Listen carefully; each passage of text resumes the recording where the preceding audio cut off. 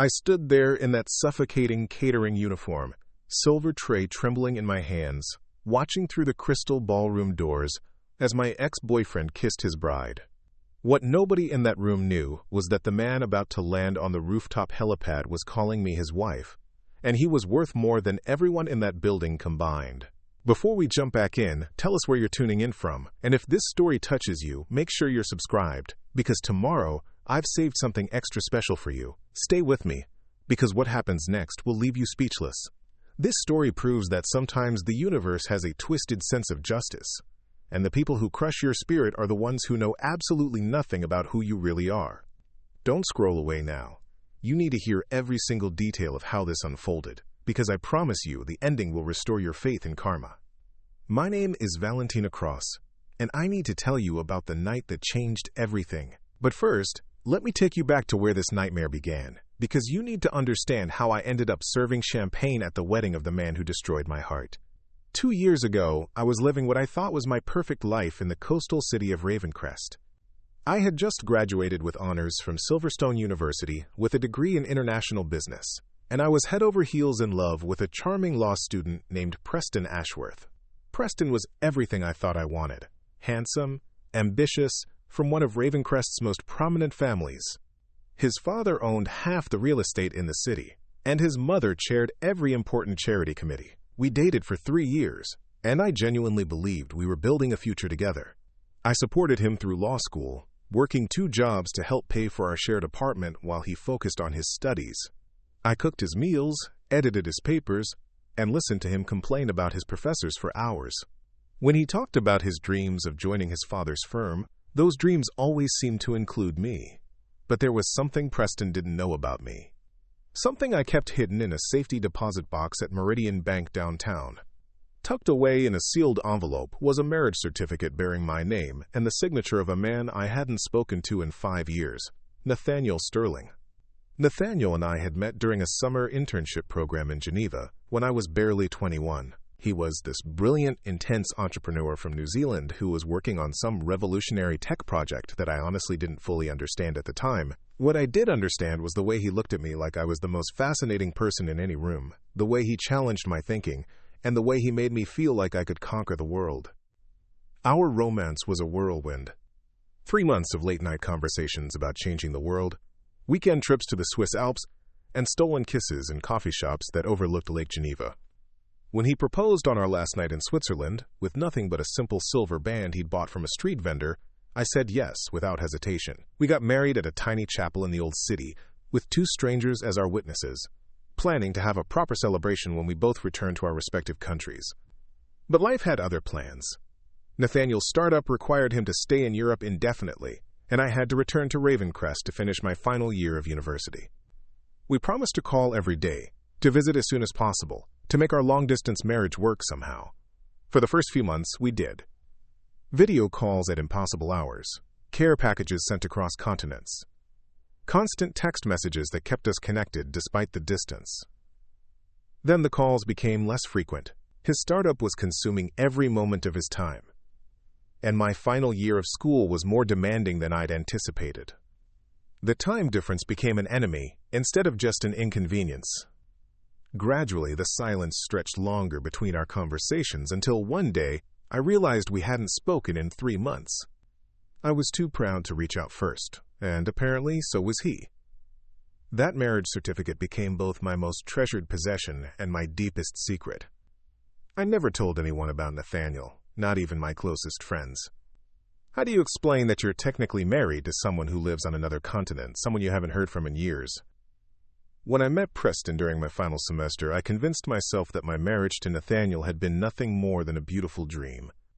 Preston was real, present, and offering me a future I could actually touch. I pushed thoughts of my mysterious husband to the back of my mind and threw myself into building a life with Preston. For 3 years, I played the perfect girlfriend. I attended every Ashworth family dinner, smiled through their subtle comments about my modest background, and pretended not to notice when Preston's mother, Cordelia, made it clear that I wasn't quite what she'd envisioned for her son. Preston's younger sister, Genevieve, treated me with the kind of polite disdain that wealthy people reserve for those they consider beneath their notice. But I endured it all because Preston made me feel chosen. He would defend me to his family, tell me that their opinions didn't matter, and promise me that someday we'd have everything we wanted together. I believed him completely, right up until the night he came home and shattered my world with 7 devastating words. "Valentina, I think we need to talk." I remember every detail of that conversation, how he couldn't look me in the eyes, how he paced around our living room like a caged animal, how he kept running his hands through his hair, a nervous habit I'd once found endearing.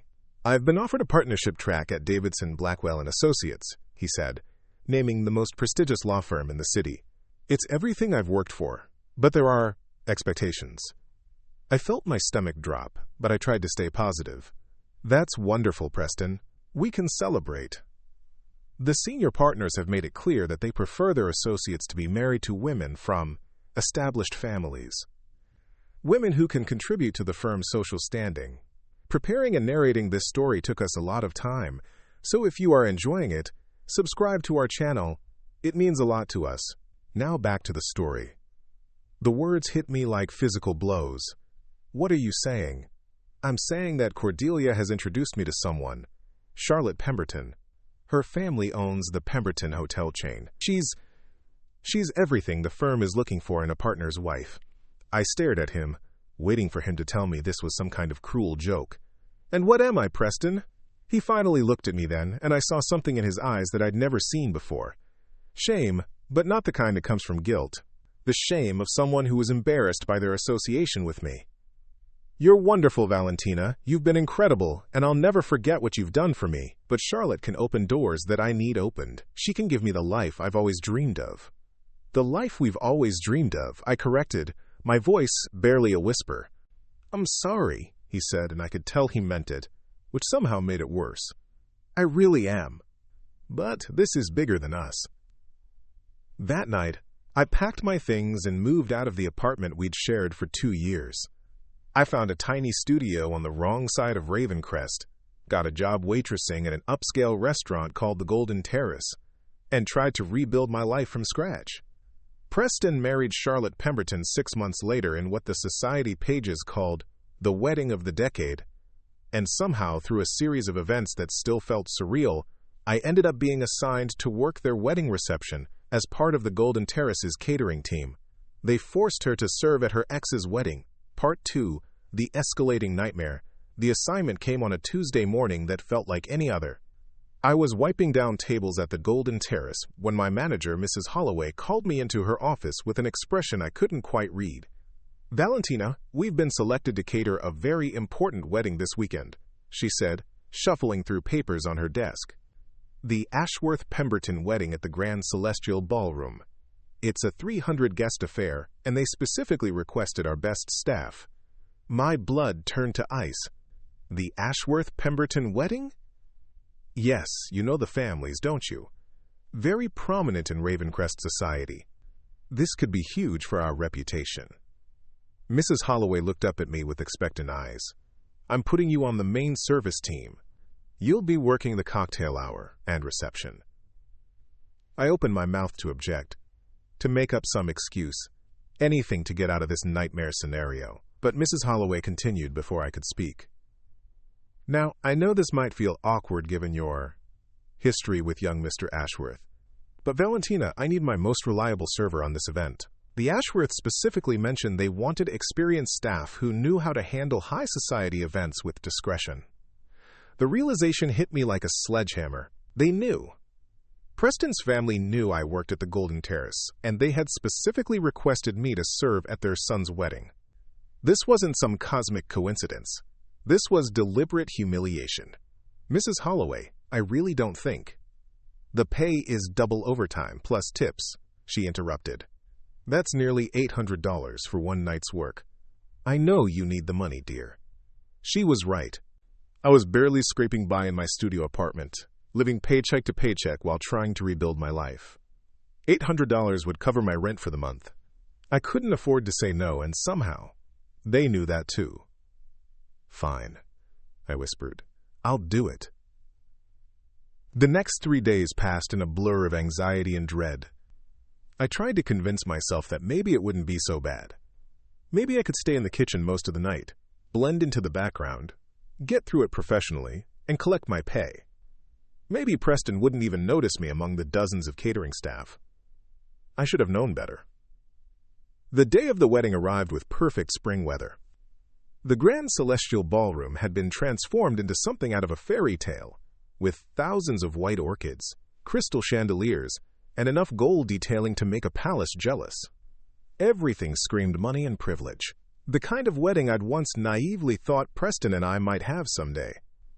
I arrived early with the catering team, dressed in the standard black uniform with white apron that marked me clearly as the help.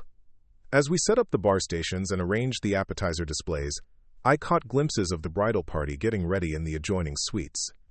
Through the partially open doors, I could see Charlotte Pemberton in her designer wedding gown, a creation that probably cost more than I made in a year. She looked like a princess from a storybook, surrounded by bridesmaids in pale pink silk, who fussed over every detail of her appearance. And there was Genevieve Ashworth, Preston's sister, directing the photographers and making sure every moment was captured perfectly. She spotted me through the doorway, and her lips curved into a smile that didn't reach her eyes. "Oh, Valentina," she called out, loud enough for the entire bridal party to hear. "How wonderful that you could be here for Preston's special day. I'm sure this means so much to him."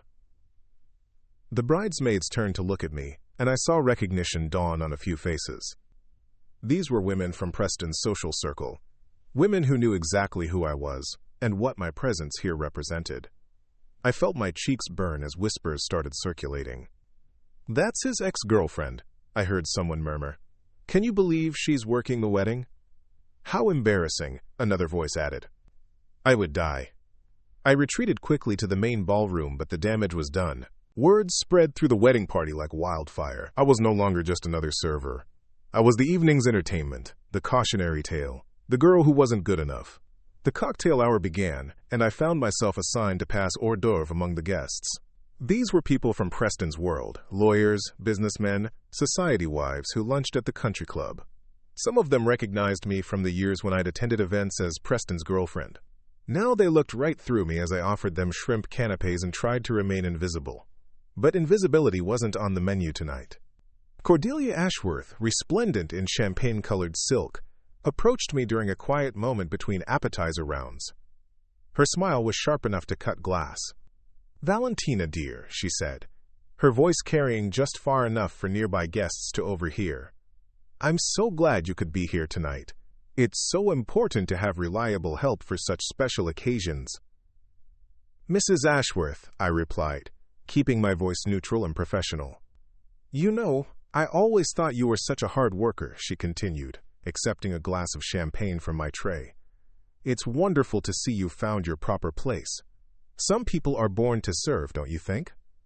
The insult was delivered with such practiced elegance that anyone overhearing might mistake it for a compliment. But I heard the venom beneath the silk, and I saw the satisfaction in her eyes as she watched me struggle to maintain my composure. "If you'll excuse me," I managed, turning to continue my rounds. But Cordelia wasn't finished. "Oh, and Valentina? Preston mentioned that you might be working tonight.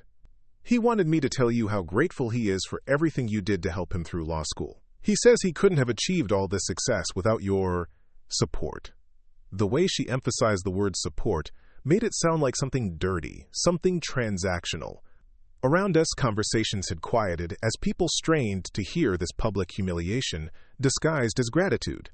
I nodded stiffly and walked away, my hands shaking as I carried the empty tray back to the kitchen. But my torment was far from over. During the reception dinner, I was assigned to serve the head table, which meant standing directly behind Preston and Charlotte, refilling their wine glasses and clearing their plates while trying to remain invisible. Preston didn't acknowledge me once, but I caught him watching me in his peripheral vision, his jaw tight with what might have been guilt or embarrassment. Charlotte, however, was less subtle.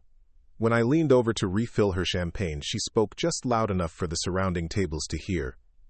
"Preston, darling, doesn't our server look familiar? I feel like we've met before." Preston's face flushed. "Charlotte, please." "Oh, that's right," she exclaimed with false brightness. "You're Preston's little college girlfriend, aren't you? How sweet that you're here to celebrate with us. It must be so nice to see how well everything worked out." The entire head table turned to stare at me. Preston's groomsmen looked uncomfortable. The bridesmaids whispered behind their hands, and Preston's business associates watched with the kind of fascination people reserve for car accidents. I stood there, champagne bottle in hand, feeling like an animal in a zoo. My face burned with humiliation, but I couldn't flee. I needed this job, needed the money, needed to survive in this city that Preston's family seemed determined to make impossible for me. "Congratulations to you both," I said quietly, my voice barely steady. "I hope you'll be very happy together." Charlotte's smile was triumphant. "Oh, we will be. We're perfect for each other, aren't we, darling? Same background, same goals, same social standing." Each word was a calculated blow, designed to remind everyone present, including me, exactly where I ranked in their world. As I walked back to the kitchen, I heard the gentle laughter from the head table, the kind of polite amusement that follows a particularly good joke. But the worst was yet to come. As the evening progressed, I realized that this wasn't just about serving at my ex's wedding. This was about being systematically broken down, publicly humiliated, and reminded of my place in their carefully ordered universe. And they were just getting started. The evening reached its breaking point during the cake-cutting ceremony. I was stationed near the dessert table, watching as Preston and Charlotte posed for endless photographs with their towering 5-tier creation covered in sugar flowers and gold leaf. The photographer kept calling for just one more shot, and the couple obliged with practiced smiles that never seemed to fade. That's when disaster struck in the most humiliating way possible. I was carrying a tray of crystal dessert plates from the kitchen when a small child, one of Charlotte's nephews, came racing between the tables, chasing after a balloon that had escaped his grasp. I tried to step aside, but my foot caught on the leg of a chair that had been pulled out slightly from its table. The tray flew from my hands in what felt like slow motion.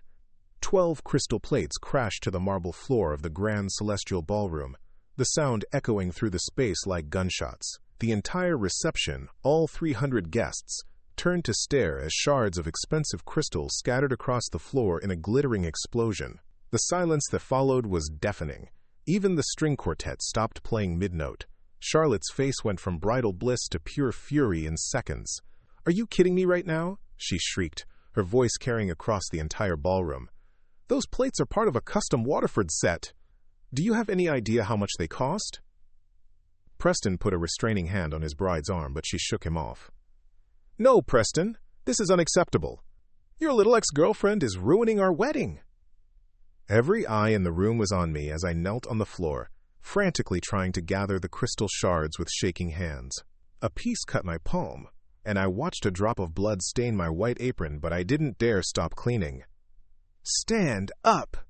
Cordelia's voice cut through the whispers like a blade. "Stand up right now." I rose slowly, my hands still trembling, very aware that I was now the center of attention for all the wrong reasons. Cordelia approached me with the measured steps of a predator closing in on wounded prey. "Ladies and gentlemen," she announced, her voice carrying to every corner of the ballroom, "I want to apologize on behalf of the catering staff for this disruption to our celebration." My stomach dropped. She was going to make this worse. "However," Cordelia continued, "I think this incident provides us with a teachable moment about the importance of knowing one's place and accepting one's circumstances with grace." The crowd murmured, some looking uncomfortable, others leaning forward with the kind of interest people show for public spectacles. You see, sometimes in life, we meet people who simply cannot accept when a chapter has ended. People who refuse to move on, who cling to relationships and dreams that were never really meant to be. Her eyes never left mine as she spoke. And sometimes, the universe has a way of showing us exactly where we belong. Charlotte stepped forward, apparently not content to let her mother-in-law have all the fun. "Preston told me all about your little arrangement during law school, how you supported him, helped him study, played house together. But Preston is a man of vision, and he needed someone who could match his ambitions, not hold them back." I felt tears stinging my eyes, but I refused to let them fall. Not here. Not in front of these people. "So I want you to think about this moment," Charlotte continued, gesturing to the crystals scattered around my feet. "Think about how it feels to be cleaning up messes while others celebrate. Because this is your reality now. This is who you are. The help, the background player, the cautionary tale we'll tell our children about settling for less than you deserve. The cruelty was breathtaking.